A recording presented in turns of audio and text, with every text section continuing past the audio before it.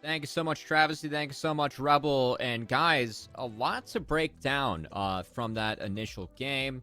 I am, of course, joined by Beatdown and Zoo to bring me and everyone else tuning in through the action. And Zoo, I want to start with you and start with draft, because we were sitting here on the desk. When you see that Aurelia banned out on the blue side, you know it's setting up for a Jace pick. And I think this is one of the big parts of draft when Wildcard did secure that Syndra on 4. We were talking about either Syndra or Jace being taken. And it was one of the curious points that kind of affected the rest of the game, because Jace and Syndra were the two big standouts and what kind of shaped how this game went. So kind of explain what happened on that pick and what each team's were looking for and what they got out of this draft. For sure. So I think if you're opting into a double range bot lane, especially with something like a Lulu and a Xin Zhao, you don't have as much reliable hard engage, which means you're more susceptible to poke unless you're, going for maybe a Malphite angle on R5. So I think with two prio mids being available in Syndra and in Ryze, I think personally you're okay with taking either.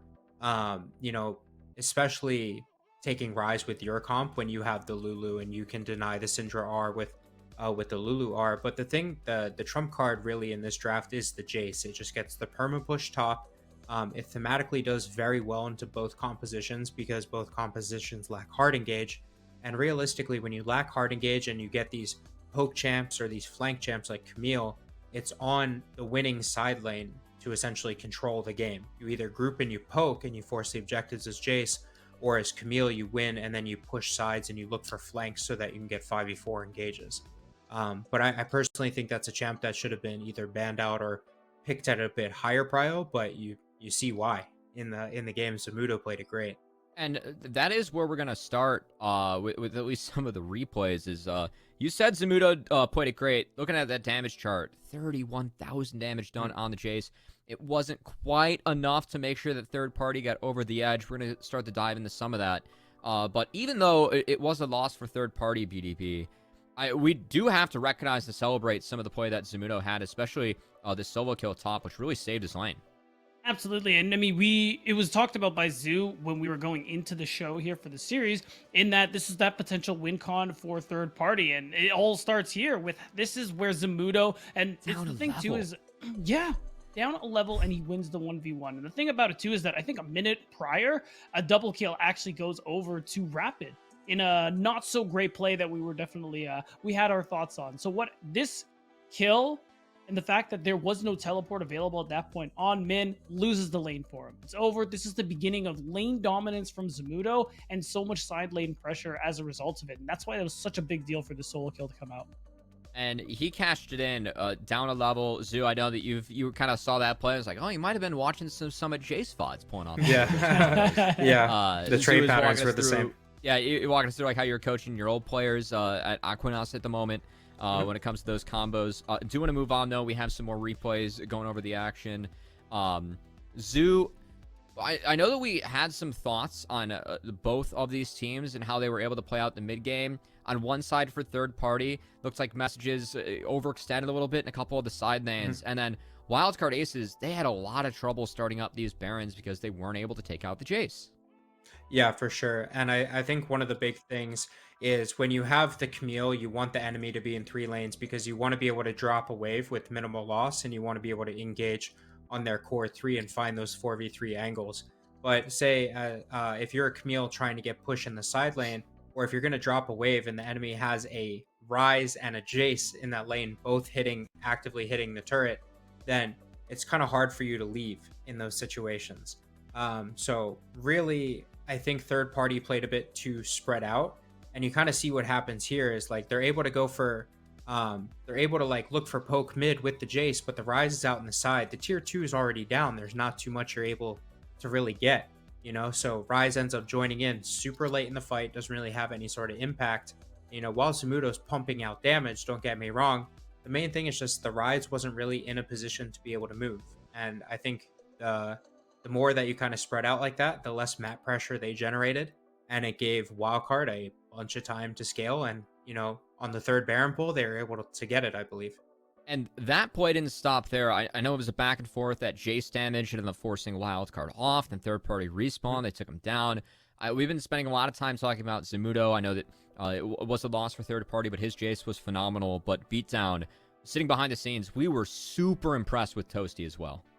We were. Toasty played out of his mind on the Syndra pick. It's why Zoo was looking for it in the draft and because it's such an impactful champion, especially in the situation. Despite the poke from Zamudo, once the all-in comes through, he was landing insane stuns with that Scatter of the Week. And this will be another example. He's not actually here. He TPs once he sees messages TPing as well. Yeah, even though he gets caught got a up, little bit feisty. It is, but look at Lunar's health. And it gives Min that confidence, that ability to, I can just full send it here and I can get the kill with the tactical sweep. An easy double for Min. And even though you technically don't go 1-for-1, that value from the play made there from Toasty, it won them the fight. And I know that from talking with a lot of scouts and Zoo, you being a collegiate coach, something that a lot of people are looking for at the next level are, what are the unique angles that you can find? What are the things that you were pulling off in the game that no one else is doing? And we saw a couple moments of that from Toasty, specifically the flash in from Cinder around the 21.5-minute mark. Got another pick that opened up them at least attempting the Baron, even though Jace forced them off. Even that situation, that was an over-aggressive TP, but the fact he was still able to get his full combo off and get Jinx that low, Beatdown's right. It did end up winning them the fight in the end. Yeah, absolutely. I think it's just a champ that if you go even or if you have a pretty decent early game and the enemy comp, kind of gives you space, they're playing things like Jace, playing things like Thresh, a bit on the squishier side, then Syndra's a really phenomenal pick. Was pretty strong going into mid game, had some fantastic combos, and was really able to sway the fights even in a bad position. So, the Rise certainly couldn't do that in the fight. It's kind of press our fun champ, I suppose. All right. Well, I know that we're running out of time before the next game. I do want to get some final thoughts from you guys. Before that, though, actually got to fly something ahead of time. I know that we've seen a lot of great quotes that we've gotten from players throughout the season in our questionnaire. But if you want a chance to make it on our broadcast, you can always tweet at us with the hashtag #WeAreUnified for the chance to have your thoughts flown on the lower third, see what you're thinking about when it comes to the game. Also, make sure to follow at Unified EA on Twitter as well if you want to get involved with all the action that involves Proving Grounds. And, of course, We Are Unified. You guys can show up here. Now, I always love getting Twitter opinions when it comes to our Game 2s, but before we get our Twitter opinions, I do want to get some opinions from our studs on the desk. Zoo, what adaptations do you want to see made on the side of third party? Do you think that the Jace setup was fine, it was just more execution? Do you want to see any changes in the draft? What are you looking for? Yeah, I thought both drafts were fine. You just need to kind of adjust the play a bit differently. For third party, really just punish your side advantage more when the enemy doesn't have hard engage onto your core. So you have a Thresh Jinx and the enemy has no hard engage. As long as you pressure sides, the enemy doesn't really have much of a cross map play. Beatdown, any final words you want to part us with? I think on Wildcard side, it's just when you are playing, when you're in the situation kind of like Zoo is saying, where you don't have that much reliable hard engage and you want to do things like try and pull Baron, you got to ban. I think it's better to ban champs like Jace, take them away so that these situations don't end up happening where even though they did end up coming out on top, Zamudo almost won the game for his team around that Baron fight. Yeah, that Jace ban, those EQs were hitting pretty hard. So props to Wildcard Aces on overcoming that. I thought it was some great gameplay coming out of Toasty. I know that Rebel was speaking about Rapid a ton as well. But speaking of those guys, I think it's about time to get back to them as we are ready for Game 2. Third party versus Wildcard Aces. We'll see if third party can keep their tournament hopes alive as Travesty and Rebel take you through all the action. Thank you, gents, for just getting us ready for what is a Game 2 I'm very excited for. My anxiety has lifted a little bit, but now that we're getting closer to the game, it's starting to creep back in, Rebel. I'm getting filled with the memories of game number 1 and the anxiety that was in there. Yeah, we walked into a series like this and we have conflicted opinions about who exactly is going to win. I think these two teams are relatively close when it comes to skill. Taking a standard game like that, I hope we don't get that for game number 2. I want both of these teams to go into their wild picks. I want to see what they both got in their back pocket to be able to work with here, because that was too standard of a game. It's too button up, for my opinion. I want to see more crazy stuff actually go down. I'm going to make a bold prediction. Rengar's still going to be banned. I know you don't want it to be banned, but I'm with you. We saw what was like the craziest ban phase, I think, in the entire qualifier, 2 and 1 together. And then we're just like, all right, now we're going to have a very stable draft. I want to see some chaos, a little bit of the pocket picks. But hey, when we're looking at these teams, these are the teams that you can possibly see that from, especially if the stars align. And especially when you're fighting for your tournament life here and your proving grounds life here, I think it's definitely warranted that you need to start pulling tricks out of a hat. Like there are no rabbits where you're going, unfortunately, and so it's time to get them out of there, because really after this there's nothing left. So if you've got something beyond the Rengar and the Yi, I'm excited to see it, but I think we need to show the world. Or if anybody else has got things too, there's ways to improve a composition like that. I'd like to see messages. Again, I thought the Vex was the best champion choice that they had for the majority of the tournament, and that went untaken in the first game. I don't remember whether it was banned in the second phase, but I don't recall it being banned in the second phase. Not. So yeah, it was available for Vex. That to me is a champion that is far more indicative of what we've seen from messages to be able to do work with in our first game. So maybe we'll get swaps like that, a little bit more comfort. We don't get a side swap either, so we'll see what kind of changes get made to both sides drafts here. And we already see one adaptation being made, the Lulu taken off the table, and still Vigar, still a Zac ban, but Corki left open inside this game, and Wildcard keeps the same. So first pick, what did they take? Did they still take the Jinx? Yeah, I mean, there's no reason not to. It gives up basically nothing about your composition. It's one of the strongest champions of the game, and you remove it from Jeremy. It's like a triple strike, and there's nothing else to be said about it. Like you said, of course, obviously the Lulu taken off the board. Jeremy get his hands back on the Aphelios as well. I am curious if this game we actually get more action on the bottom side. It felt like last game, outside of the one Rift Herald play, which led to no kills, but instead just left to the one Rift Herald knocking down the tower for Jeremy, we got basically nothing down there. And I know Lunar and Jeremy were two members that were hyped up at the beginning of the day to watch when it came to the one-on-one matchup between the two, or even just the 2-on-2 matchup in general. Yeah. And we got a very quiet game out of both of them for the first 20 minutes or so. We did get to good team fighting eventually that both of them contributed to pretty significantly, but I wonder if either team decides to make the decision to go back down there, as we're getting Rapid back on Xin Zhao. We're getting the Lee Sin back for Munchie as well, which is obviously Munchie favored in game number 1 for the beginning of the game. That also led from a beginning kill, and message is going to go to Syndra, which is, I know our desk talked about it a little bit, but again, the range, the takeaway from Toasty in this one, it makes, I think, a good amount of sense to be able to push onto Wildcard and say, what do you have in response? See what the put the questionnaire out, see exactly what it is, and Galio could be a possible answer. See what exactly, if that's locked in or not for Toasty. No, it's the Seraphine.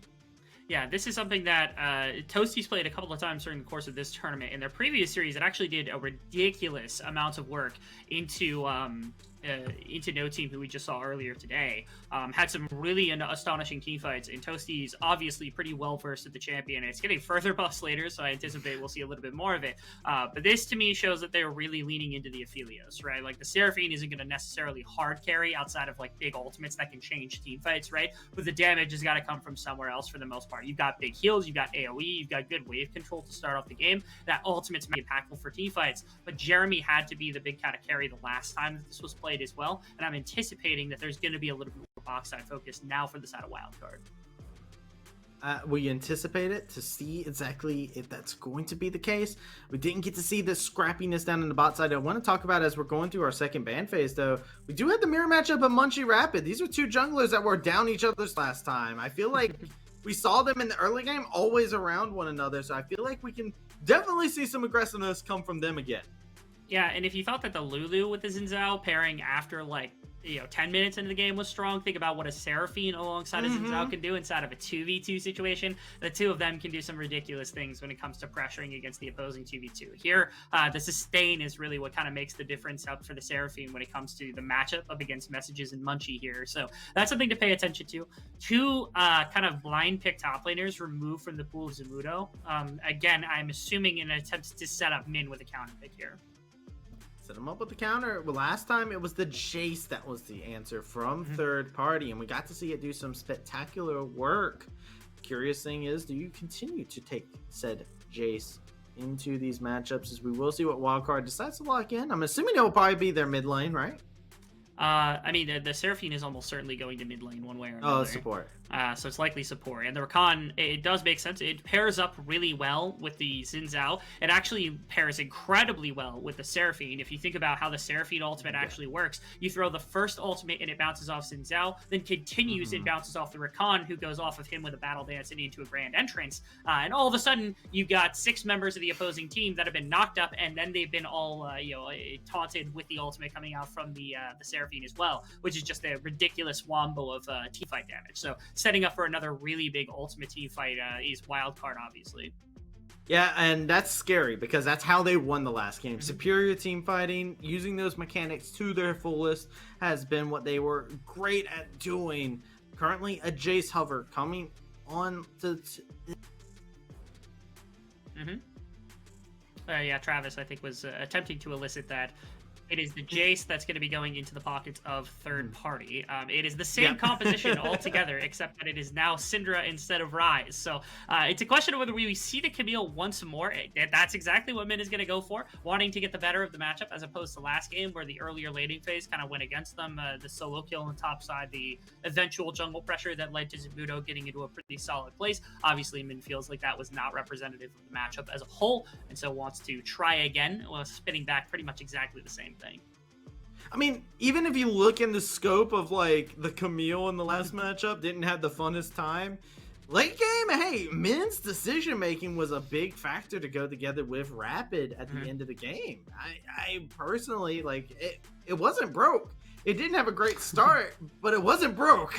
Yeah, not to mention it's another dive member to throw into the rest of this, right? You add double engage from last game, the exact same 2 members. You throw a Rakan into the mix, and now you throw a Seraphine ultimate into the mix with the Aphelios damage. And that means that you think about the dive protection that comes through. You throw a Seraphine ultimate on top of a diver, and no one can really stand near the Camille. She just kind of gets free time in the back line to do as she pleases. So it's really tough to disengage as well, unless you decide to burn a flash or a major cooldown to get out of dodge just as fast as possible. And it's another game in a row where we're actually seeing, yet again, third party go back to something where they don't really have a bunch of hard engage. They've got the Syndra E, they've got Munchies on a kick or something like that, and they've got some Thresh for a little bit of pick potential, but they don't have that hard engage, which means they are susceptible once again to this really hard engage from Wildcard that has actually been compounded further into being worse for them, potentially running every single 5-on-5 altogether. I feel like this is a big thing to keep our eyes on too, because third party, their biggest moment that they got to have was not a play that they orchestrated in terms of like they were the ones that set up. It was the dominoes were set by Wildcard over at the Baron Pit, and then it was Zamuda saying, all right, I'll just knock all the pieces down, and one fell swoop, one shot blast later, and we saw what the end result of that was, and that's what really gave third party a very definitive lead. I'm a little bit more concerned, especially since Wildcard said, yo, hey, wait, we're really good at team fighting, guys. Our communication is pretty good. Everybody's talking. Everybody's getting their abilities out in the right targets. I'm a little bit worried, actually, from the lack of engagement and the lack of ways to be able to stop Wildcard from just going all 5 deep in.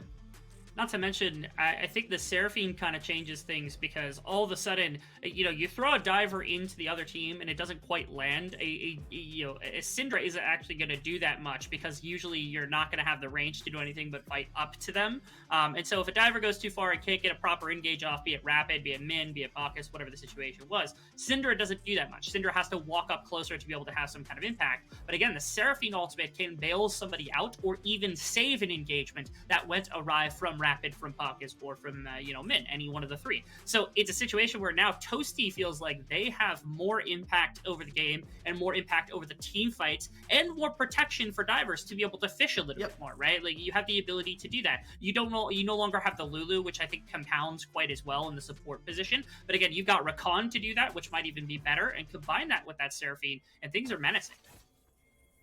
You could almost say it's like a better Scatter the Weak Seraphine ult. Instead, though, you're just transforming everybody into Seraphine stands. So Toasty looking to create the stand army here inside the mid lane and looking to lock themselves in. Wildcard Aces, this is a team that a lot of people were not betting on going into the open qualifiers. They're here fighting for their life, and they're 1 game away from being able to move on to the next round here. both teams feeling the pressure, right? Both teams feeling like Yes. they need to win this game. Because again, it's not just tournament lives, but proving grounds lives. They don't want to have to wait and recoup for summer. They want to keep playing here and now. And third party has made such a miraculous run. They didn't qualify in the first tournament, and that was tragic. Again, this was basically the exact same roster, pretty much top to bottom. And coming into the second split, they came out with a 4-1 record. They were looking like one of the most impressive teams coming out of this, and so they are one game from being knocked out after having started at 4-1, which is kind of incredible to think about how they got to that end record, how they made this miraculous run to get back into this tournament, and what high hopes we had for this team to show up as a pretty major competitor. It would kind of be a poor ending to what was a really cool split for third party. And so while even if they lose this game, I'm hoping it does look more competitive. I'm curious what changes they make to their side laning. I know Zoo had some suggestions for them when it came to being able to play to side lanes in a game like this to split up members. We'll see if they actually take heed in doing that kind of thing. Need to try and figure out something different from the last game. Going through action, pretty similar to the last bit, just a pretty stable early game. Both junglers on opposite sides of the map this time around, so probably won't see the early game collision that we saw inside of game number 1, but still a possibility to keep our eyes upon.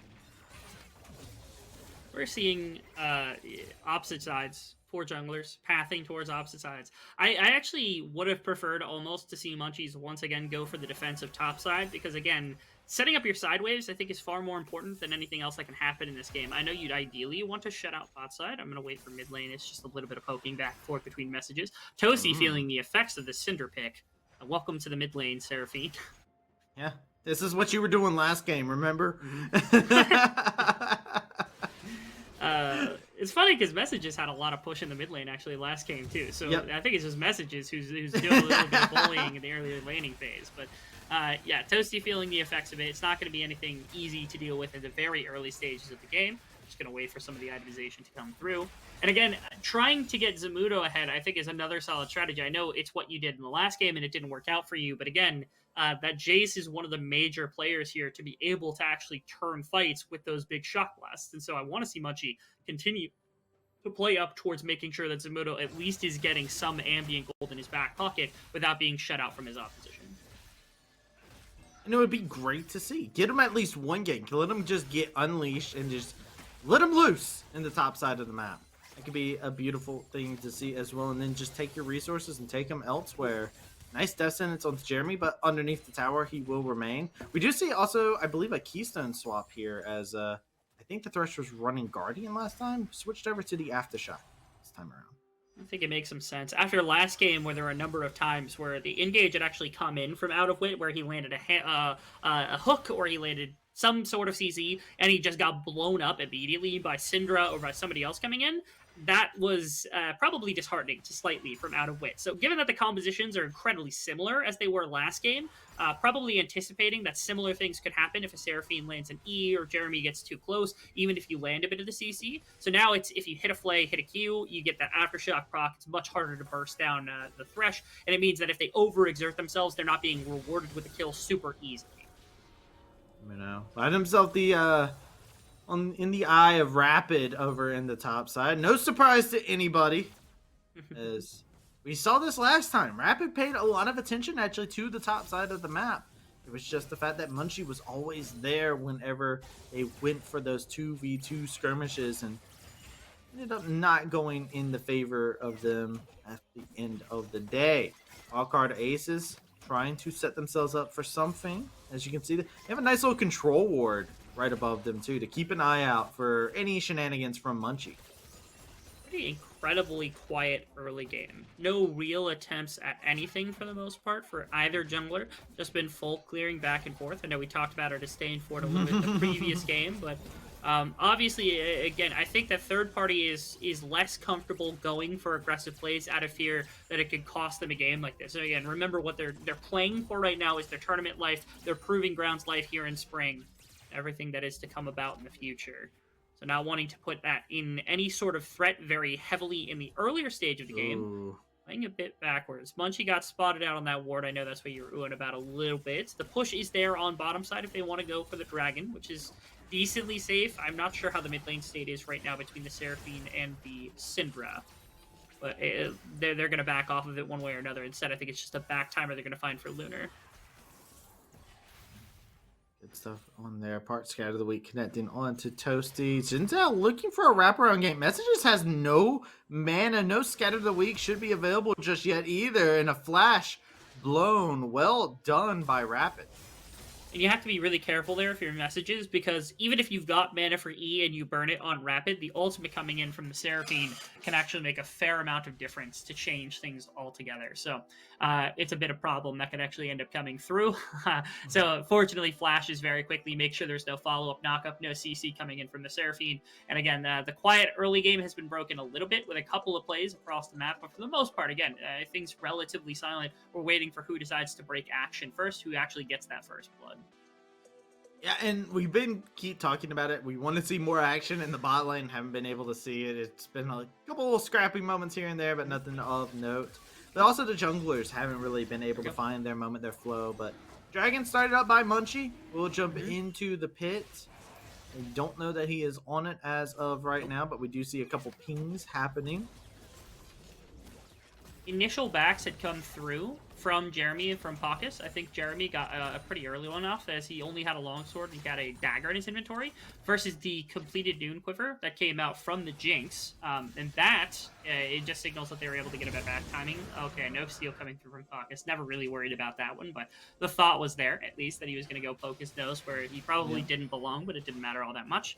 Cross side of the map, Rapid's going to steal. The important thing is, again, you're looking for gold totals. In a game like this, Wildcard, they've got superior engage, so they're comfortable letting this game go as long as they want. That's just bullying out Toasty. Will unleash power, almost nets a kill, but will not secure it with the damage that was available. Zamuno possibly in a dive situation. Rapid not 6 just yet, so he is calling it off and looking just to get this scuttlebug up in the top side. Yeah, teleport back to lane for Toasty means that they're going to try to recapture mid control. 20 seconds out from the Rift Herald as well. There's a back timer coming in from messages, and he had already burnt the TP. So, okay, yeah, cannot leave. I don't think you can leave if you have any intention whatsoever. Nice snag from messages right there. Feels bad, man. Oh, it was at 91 HP. Yoink! Yoink. Thanks for the leash. That's gotta feel good for messages and feels bad for Rapid, as like you were talking about, man. The Herald is up and they've got all their team fighting presence down here. We saw this last game. These AD carries will duke it out in the bot side while the rest of the team plays around Shelly. Def Senate's not connecting, and Wildcard Ace is just doing a little bit of a dance at this moment. Both teams, again, the longer this game gets extended, I think Wildcard Aces is okay with it. If no one takes Rift Herald, they're fine with that. If no one takes Dragons, or if Dragons are a relatively slow place, they're okay with that. Pockus, Flash in the mid lane, not going to catch messages. Who doesn't have the Flash, so it was a really worthwhile attempt, because if they kill off messages right there, they almost certainly just run up and grab the Rift Herald if they can't just do that anyway, since messages is super low on mana. Now, they did get a back for Munchie, which could be enough power, potentially, to come in and fight this, but they're going to have to stall it at least a little bit of time, especially since Zamudo's pushed in right now. I actually don't know if they're ever able to contest this, truly. They're looking to try and put themselves into position 3. Out of Wed is here. They not going to be just that 1v1. There's the botch drop, and Scatter the Weak comes in. Wow. First blood for the lead. Munchie gets out with the safeguard, keeping his life intact. It will still be the Herald going to Wildcard Aces. Almost got stolen by Lunar, but Lunar not going to be able to play spoiler to that story.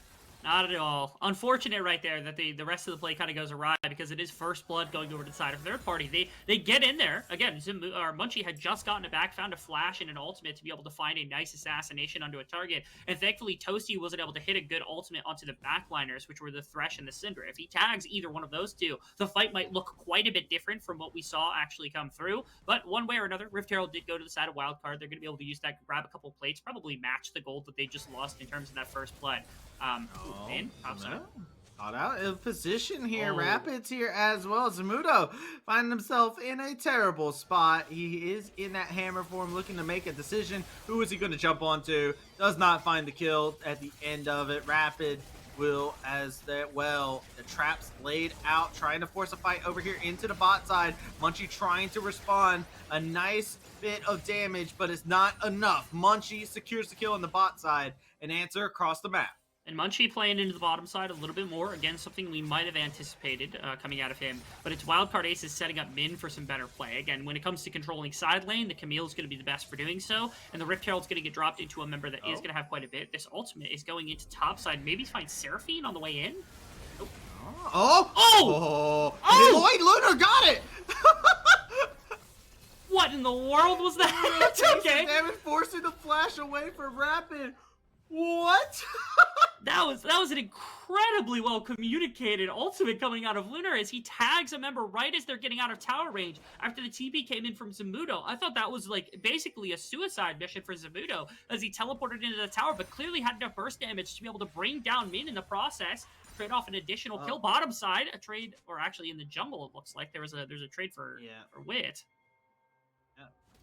Has found himself caught out of position. Unluck. Indeed there. You also saw Munchie running away, so it was probably a two-person invade, but the numbers advantage not in their favor in that scenario. That is a kill onto Jeremy, which after the last game, last person you want to start giving gold over to. Not at all. Don't want to be giving gold over to the Aphelios when the team fight setup is this mean from the side of Wildcard Aces. That said, it is a decent amount of gold. 2 kills into the Lee Sin for Munchie, similar to what happened in the previous game, and a kill into Lunar always feels really nice to have. Do notice, of course, that the Dragon is live as well, and all the members of Wildcard are kind of beelining for it outside of Min, who's still in the top lane. Does have the TP in case the time comes. Zamudo does not have the TP, so no way to support this. Before the Unleashed teleport would have to go to a lane instead of anywhere else, but they're comfortable taking this 4-on-4. They've got the ultimates. Able to grab this one pretty freely. Munchie is going to contest. I feel a struggle being able to actually Dragon Rage, kick, scattered a weak. Lots of abilities used there to try and just disconcern, but the party haven't been able to do the HP damage that they're looking, that they desire. Pockets is still over here onto the side. Could possibly look for a big flank, but Camille has TP'd in. Is behind them all, looking for something. Hookshot there. Pockets finds his targets, and the Hextech ultimatum has been laid, but the traps are enough to keep Rapid in place, and now Lunar is getting it sighted, shooting faster, looking to lay out some more of these rockets. Encore only connecting onto one member, Munchie, and a bit too deep. And it's a shutdown for the Aphelios. Wildcard Aces making their way back to their base. HP bars very low. And third party are going to be able to just walk their way back to the bot side. Pretty massive overstep on multiple fronts here for Wildcard Aces. First things first, the TP, I love it from Min. Why? Because it puts the position on third party where they have to back out of the mid lane or force their way further into the river and taking an engagement at a numbers disadvantage. They were clearly pulling out, so why go in? Why take the engagement? Your Seraphine is so far away, the ultimate was not going to be available to help you out in that situation. I know you, like Min and Pockets, were able to get one quick pick, but again, the disengage from the Cinder was enough, and the rest of the team was there to be able to prevent a lot of that. And they kept fighting. They kept throwing members into this situation, hoping to get better. And in the meantime, no one took Dragon. They give the Dragon away, potentially, to the side of third party, because it's still available. I was thinking maybe they would get that previously. But the biggest thing is that they don't slow down the potential stacking from third party, where that could become a win condition for themselves if they get the first 2 in the game. And right now, they're actually working their way back to it. It looks like they're going to get traded off for the Rift Herald. But that should have been a free Dragon for Wildcard and nothing else going the way of third party. And instead, you give over the 1-for-1 eventually because of Munchie going in a little bit too deep. But ultimately, again, that was such a good play from Wildcard that could have been successful if they hadn't just overreached for the fight. You can see this. Look at this. Man is getting jumped onto. Here is the dive. Dragon Rage kick. It's an exclamation mark on that. This will be a dragon secured on the other side of the map. Speaking of, actually, also, really importantly during the course of that play, Zamudo got the entire top tower. So Min teleported to mid lane, messed up in the fight. I don't know what, again, it seemed like he wanted to go. The rest of the team was committed to wanting to go, but they didn't have the full follow through from everybody. And the exchange is that Zamudo gets to come back into this game. 45 CS advantage. Now maybe 2 full towers in his back pocket. This is feeling a lot more like game 1 at the beginning of the game now, especially if Zamudo's able to pull the full tower before Min gets back. And it seems more and more like a possibility here. I mean, it's another tower here. This time, didn't even need Herald this time. Remember, he had to have Herald to crack open this top tower last time. Zamudo is going to pay for his transgressions, it looks like, but Munchie is here to be the bodyguard that Zamudo needs, Mr. President, this way, as he will escort him back to safety. And it's great play. I love this from third party because they understand they need to cover the Jace. They give up the bot side. Yes, they give up a tower to Jeremy, who is this big team fighting damage, but you've matched that with Lunar to some extent. You've got the kill, you got a 20 CS lead, you got some plates off in the bottom tower as well. You're pushing for more. Rapid. Okay, I think we're okay there. Yeah, but again, it's a trade you're willing to take because you're getting gold into Zamudo, who's the one real threat on the side of third party towards Jeremy in exchange for gold for Jeremy, and now also Lunar gets it because they could redeploy their ADC through mid lane instead of having the ability for Toasty to go bot side. It's so much gold that just got out macroed out of aces off the back of that one play for the Drag. It's insane. Honestly, it's just crazy exactly what's happening here. And now it's the Herald that's going to get secured by third party. More gold could possibly escalate. We are now at a 4K difference in gold for third party, but this is not where third party can get comfortable. We saw them have about a 5K lead, and then it got turned on its head, and it had about a 12K flip in the course of 5 minutes. So third party know they can't be comfortable with a gold lead, especially against a team that is ready as Wildcard Aces to just straight up fight them. Biggest thing is that Wildcard Aces have doubled down on engage rather than having any kind of additional frontline. So they have to be very snappy and very precise with their engagement, right? Rapid, when he has follow-up from Camille from Rakan, it has to be pretty much immediate. They have to understand, and the Seraphine ultimate has to be right behind it. Jeremy got really engaged. Wow, the ambition right there to get more kills. Ooh. Continuing to layer together. They're still looking for more. Min is over here. There's a TP. They want the play. They want the smoke. The encore coming in. Zamudo trying to see if he'll be able to lay in the hammer onto Min. Min taking a lot of damage and will find himself falling the victim. The unleashed power. Decimating Wildcard Aces. It is a huge play, and Messages is here to orchestrate. That was amazing from Messages right there as the disengage of the triple kill going into his pocket. It was off the back of, again, Wildcard Aces. They're pushing into the enemy team. They're trying to look to use this engagement, but it doesn't all come together at once. Jeremy stood way too far forward looking for an aggression into Lunar, and it costs so much because the rest of the team backing him up burns out the TP, forces a fight that ends up going very heavily against the Aces, and now 7,500 gold. All of a sudden, this is much higher, about twice as much as we ever saw in the previous game for third party, and it's in a lot of the correct places. How quickly did this game turn on its head?